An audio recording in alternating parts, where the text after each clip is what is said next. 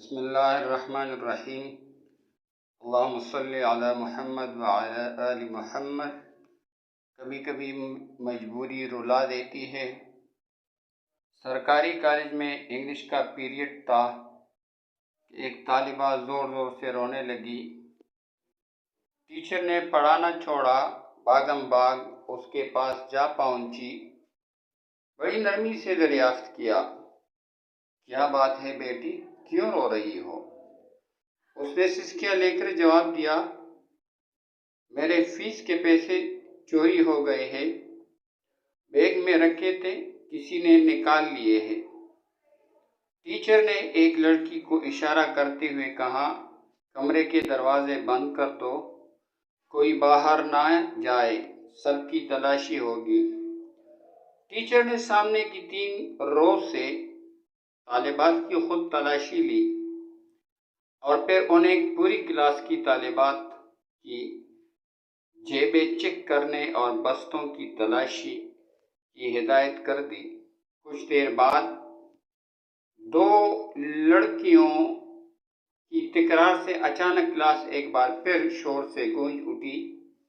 Teacher اپنی کرسی سے اٹھتے ہوئے بولی، کیا بات ہے؟ مس تلاشی لینے والی طالبہ بولی، کوثر اپنے بیگ کی تلاشی نہیں لینے دے رہی۔ ٹیچر وہی تڑپ سے بولی، پیسے پھر اسی نے چرائے ہوں گے۔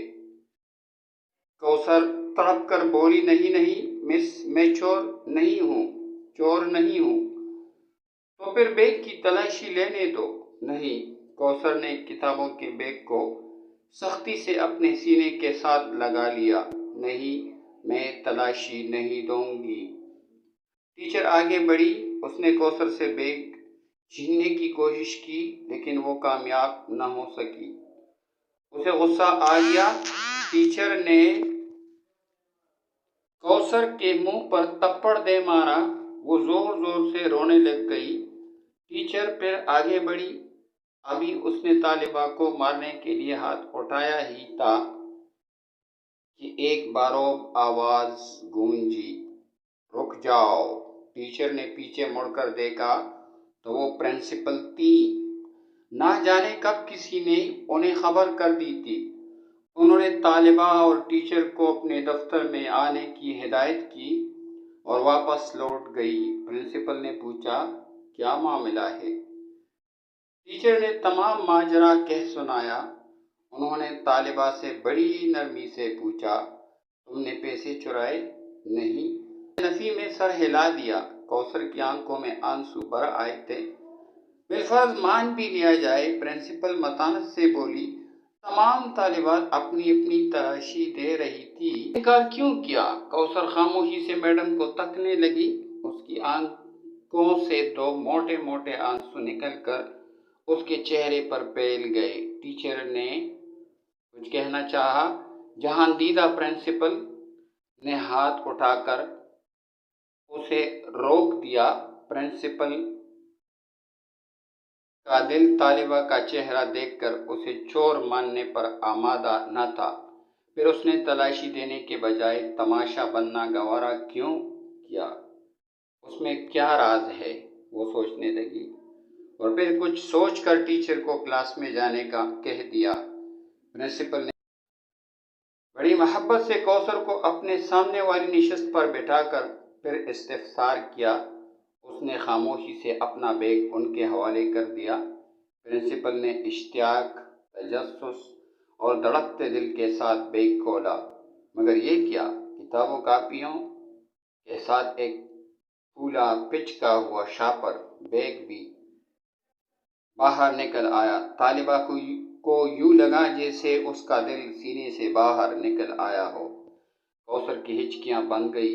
پرنسپل نے شاپر کھولا، اس میں بچے کچھ کھائے، نان، کچھ کباب اور چکن کی بوٹیاں۔ سارا معاملہ پرنسپل کی سمجھ میں آ گیا۔ وہ کانپتے وجود کے ساتھ اٹھی، روتی ہوئی کوثر کو گلے لگا کر خود بھی رونے لگ گئی۔ کوثر نے بتایا، میرا کوئی بڑا بھائی نہیں، دیگر 3 بہن بھائی اس سے چھوٹے ہیں۔ والد صاحب ریٹائرمنٹ سے پہلے ہی بیمار رہنے لگے تھے۔ گھر میں کوئی اور کفیل نہیں ہے، پینشن سے گزارا نہیں ہوتا، بھوک سے مجبور ہو کر ایک دن رات کا فاقہ تھا، ناشتے میں کچھ نہ تھا، کالج آنے لگی تو بھوک اور نکاحت سے چلنا مشکل ہو گیا۔ میں ایک ٹکا کباب کی دکان کے آگے سے گزری تو کچرے میں کچھ نان کے ٹکڑے اور آدھ کانا ایک چکن پیس پڑا دیکھا، بے اختیار اٹھا کر کھا لیا۔ قریبی نل سے پانی پی کر خدا کا شکر ادا کیا۔ پھر ایسا کئی مرتبہ ہوا۔ ایک دن میں دکان کے تڑے پر بیٹھی پیٹ کا دوزخ ور رہی تھی، دکان کا مالک آ گیا، اس نے مجھے دیکھا تو دیکھتا ہی رہ ندیدوں کی طرح نان اور کباب کے ٹکڑے کھاتا دیکھ کر پہلے وہ پریشان ہوا، پھر ساری بات اس کی سمجھ میں آ گئی۔ وہ ایک نیک اور ہمدرد انسان ثابت ہوا۔ میں نے اسے اپنے حالات سچ سچ بتا دیے، اسے بہت ترس آیا۔ اب وہ کبھی کبھی میرے گھر کھانا بھی بھیج دیتا ہے اور گاہکوں کا بچا ہوا کھانا، برگر وغیرہ روزانہ شاپر میں ڈال اپنی دکان کے باہر ایک مخصوص جگہ پر رکھ دیتا ہے، جو میں کالج آتے ہوئے اٹھا کر کتابوں کے بیگ میں رکھ لیتی ہوں اور جاتے ہوئے گھر لے جاتی ہوں۔ میرے امی ابو کو علم ہے، میں نے کئی مرتبہ دیکھا ہے لوگوں کا بچا کچا